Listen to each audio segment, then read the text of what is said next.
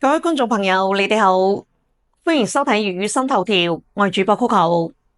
個阿媽貪方便喺微信度同藥店老細講咗幾句症狀，人都冇見過，冇面診，冇檢查，冇問病史。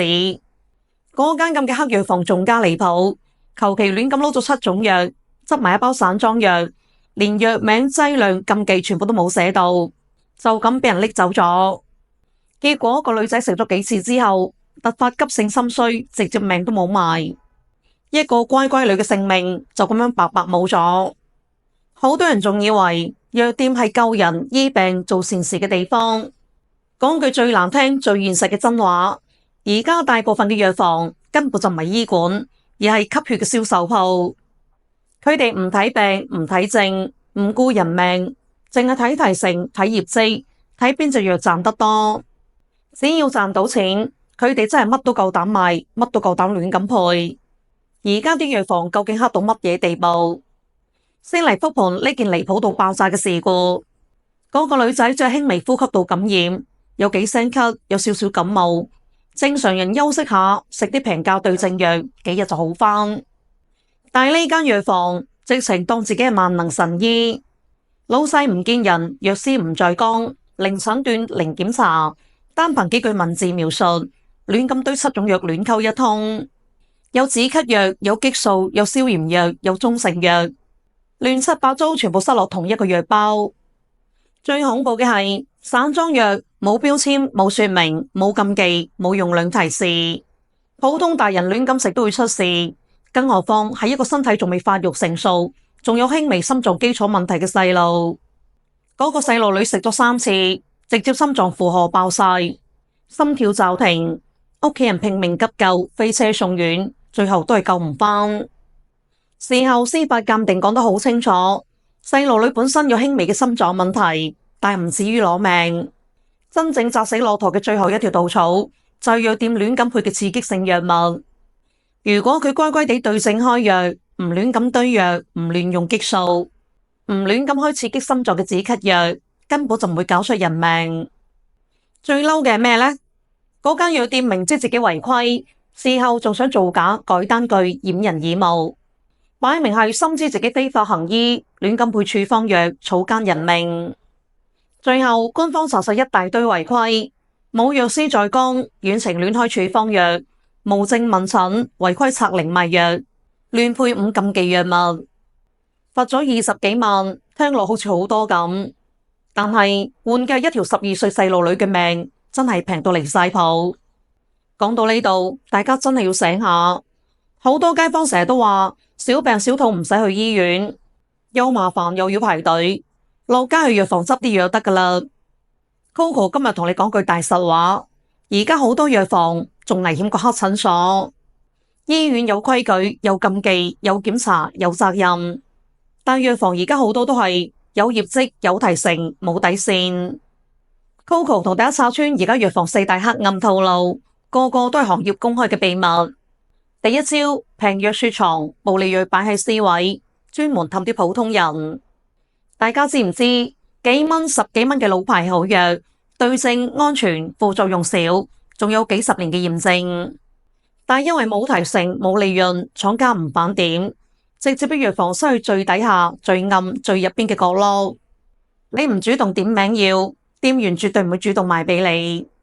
反而嗰啲新出嘅複合藥，包裝靚，個名浮誇，中成藥保健藥，成本極低，利潤爆炸，提成超高，永遠都擺喺門口收銀台視線正對嘅黃金位。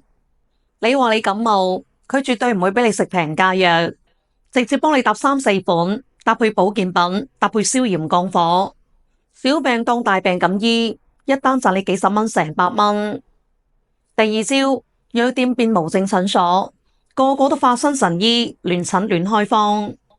而家超多社區藥房、街邊藥房，明明只係有賣藥牌照，根本就冇行醫資格，冇問診資格，但係啲店員個個都當正自己係醫生。你話你頭赤、咳、喉嚨痛、周身攰，佢唔問你嘅體質，唔問病史，唔問過敏，唔問基礎病，即刻亂咁配藥，亂疊加藥，亂咁開激素藥，亂開處方藥。尤其係微信問診隔空執藥，完全係零責任、零風險、零監管，出咗事就得一句係顧客自己要求嘅。今次細路女出事就係呢個套路搞出咗人命。第三招，專門恰啲老人家同細路仔，越弱就越收割。藥房內部最重點嘅收割人群，老人家、小朋友同埋體弱嘅人。見到啲老人家就話你濕氣重、血管塞、血壓高、體虛多病，誇大問題，狂推高價保健藥、調理藥、天價補品。見到啲家長帶住細路仔，少少鼻塞、少少咳，即刻就話唔醫會發燒、會肺炎、會嚴重，嚇到啲家長心慌慌，跟住瘋狂搭藥對藥。細路仔嘅臟腑最脆弱，最就忌亂咁疊加藥物，但係喺提神嘅面前，佢根本就唔會理你個細路仔承唔承受得住。第四招，資本逼業績，全員銷售化，冇得佛系。而家嘅連鎖藥房全部資本化、上市化，總部每個月硬性壓業績、壓銷售額、壓年貸率。店員唔係藥師，而係 sales， 賣唔出高價藥就扣人工、扣獎金。俾人鬧，俾人吊光，所以佢哋嘅唯一宗旨就係唔理你需唔需要，最緊要賣到最貴、最多、最賺錢。治病安全、副作用、藥物相沖，喺業績嘅面前全部企埋一邊。好多人仲天真以為大藥房就正規，連鎖店就安全，錯晒。越係大連鎖就越係要沖財報、沖擴張、沖利潤。加盟店遍地開花，總部只係負責收加盟費，賺供貨差價，下邊點樣亂搞，點樣亂賣，點樣亂配，根本就費事睬你。今次呢單悲劇真係睇到人心寒。明明係一粒芝麻咁細嘅小病，因為街坊貪方便，藥房貪利潤，最後搭上咗一條小朋友嘅性命。最諷刺嘅係，以前嘅藥房園戶細細，醫者仁心，慳得就慳，可以唔食藥就盡量唔食藥。而家嘅藥房冇病講到有病，小病講到大病，少藥改到多藥。以前賣藥係救人，而家賣藥係收割。仲有個好無奈嘅現實，成日都有人覺得罰咗錢，查封門店，通報整改就會變好。其實根本就治標唔治本，只要藥房再提成模式、銷售模式、資本擴張模式，就永遠都有人鋌而走險，永遠有人亂咁配藥，永遠有人暴亂。最後真心同所有嘅街坊講句，小朋友、老人家、有基礎病、體質弱嘅人，千祈唔好迷信問診，唔好隔空執藥，唔好信嗰啲藥房亂咁開嘅藥方。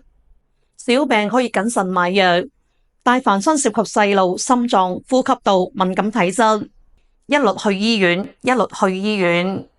藥房嘅眼中係提成，我哋嘅眼中係屋企人條命。呢個時代真係相當諷刺，賣藥嘅人唔想醫翻好你，只係想賺多啲錢。救人嘅行業慢慢變成最吸血嘅生意。希望呢個細路女嘅悲劇可以叫醒所有嘅人，唔好再為咗一時方便，賭上自己同屋企人嘅性命。今期就到呢度，我哋下期再見，拜拜。